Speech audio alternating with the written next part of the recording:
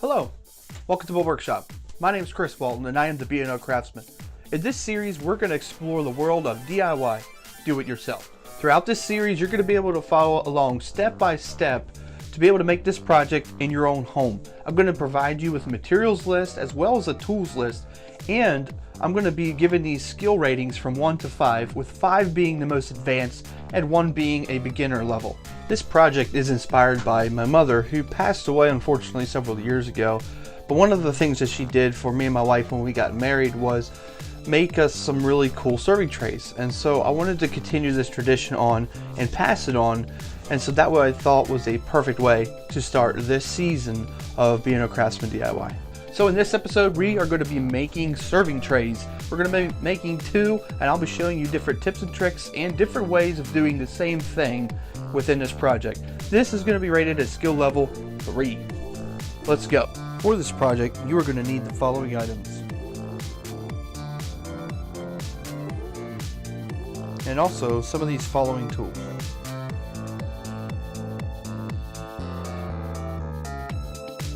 You can download a template of the sides on my website and then trace that to the board. Now once you have these marked out, you can go ahead and cut them. I am using the miter saw and with the combination of the table saw and bandsaw. You can entirely cut this out using your jigsaw. It just takes more time and you will have a little bit more sanding to do. So taping these 2 boards together allows me to make the same cut one time and to make each side exactly identical to the other side. Now using your 1-inch Forstner bit, you can go ahead and cut the 2 ends of our hole where our hand goes. You can use a paddle bit, although the paddle bit will leave a rougher edge and you'll have to sand a little bit more.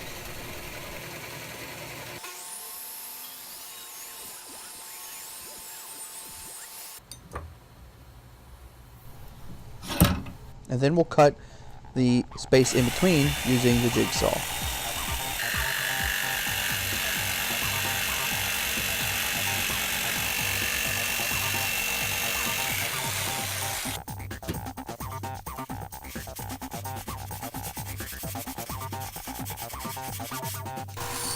And just as a reminder, you can use your jigsaw to make this cut as well.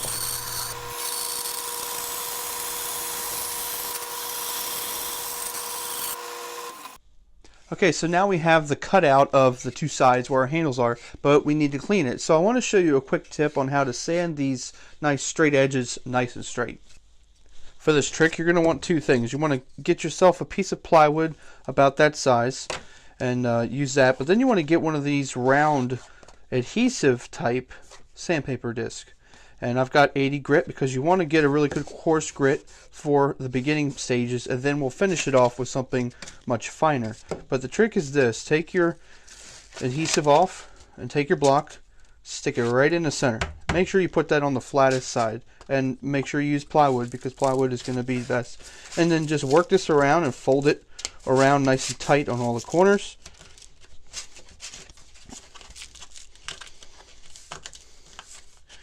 Fold it over. The most important part of this whole thing is this side. So this side doesn't much matter how you've got it folded, as long as you just have it in a comfortable way for you to grab.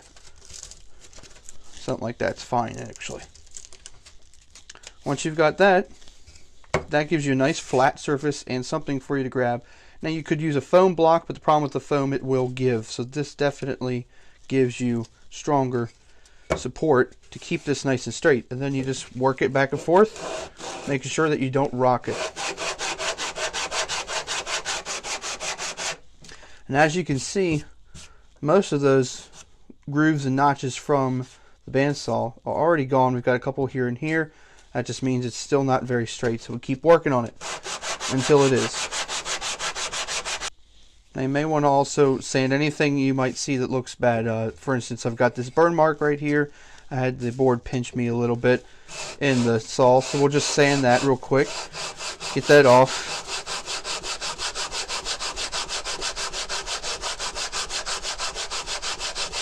And we'll sand this edge here so that it's not so rough.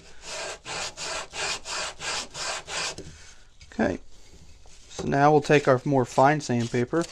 This is 120, and we'll just go over that one more time to make it nice and smooth.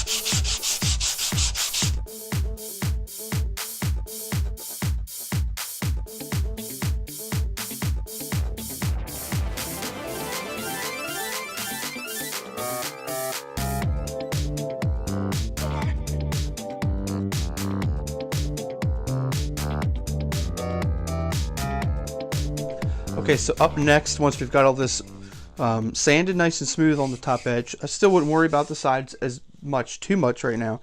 Go ahead and take the tape off. We want to get these apart. And then we're going to do something before we continue on with the sides, or even the base. We're going to cut ourselves a little dado in the bottom. And a dado is essentially a groove in the wood that will receive another board. In this case, it's going to be a piece of 1/8 inch thick plywood we're going to use for the bottom. And I'll show you how to set that up really quickly, but I'm going to zoom you in really close to the table saw and walk you through what I'm doing. So for the dado we're going to go into the wood halfway. So we've got 1/2 inch, so we want our depth to be 1/4 inch. So you get your tooth to the highest peak of the blade and set that right to 1/4 inch. Now we're also going to do to the left and right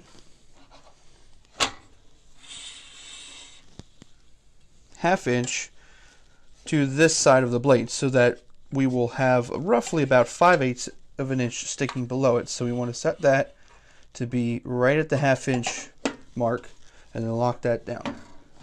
And then we'll run our board across the blade.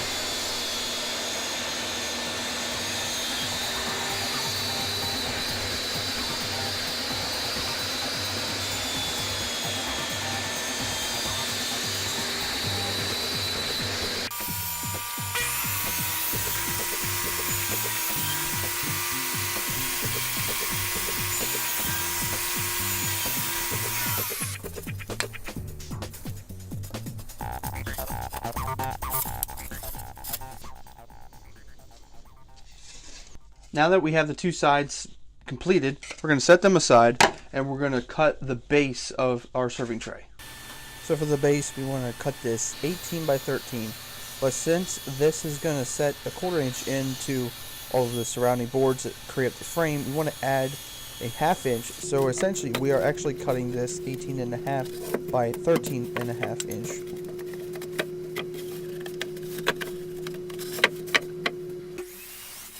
Next step is just to cut the sides, and it's simply 2 inches tall, which would match the sides where the handles are, and they are 18 inches in length. And also we're going to go ahead and cut the same dado that we cut in the previous two boards.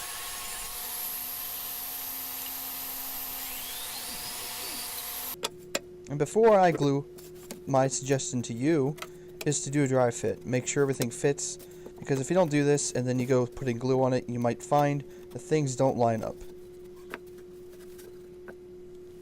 Well, I must say this has really turned out nice, but our next to final step is to do some gluing and sanding. Now if this isn't really coming together nice and tight for you and you feel like your center board may be too big, do some tweaking on the trimming. You know, take it to your saw, cut it a little bit smaller. It's okay to have a little bit of gap or a little bit of play in the bottom board. Much better to have that versus too much, and then you can't clamp it nice and tight. But we're going to go ahead and glue it, then we're going to clamp it and let that dry overnight.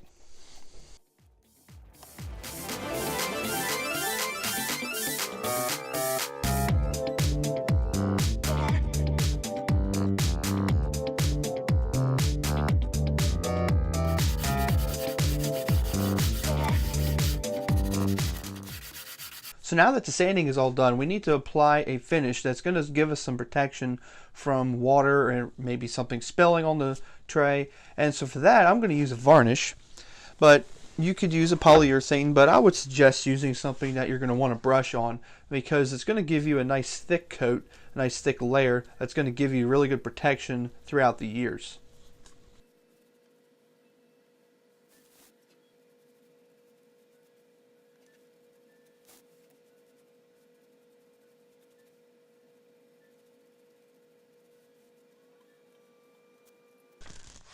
So you're going to want to do a couple of coats of your polyurethane or varnish. It really doesn't matter.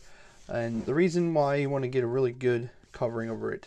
And in between your coats, take a very fine sandpaper. You can do 120. You might want to go to 220, something just a little bit more fine, and go lightly over your coat after it's dried, and that'll get rid of any of the little bumps that you might have from dust settling on it or a little air bubbles that might have been in your finish.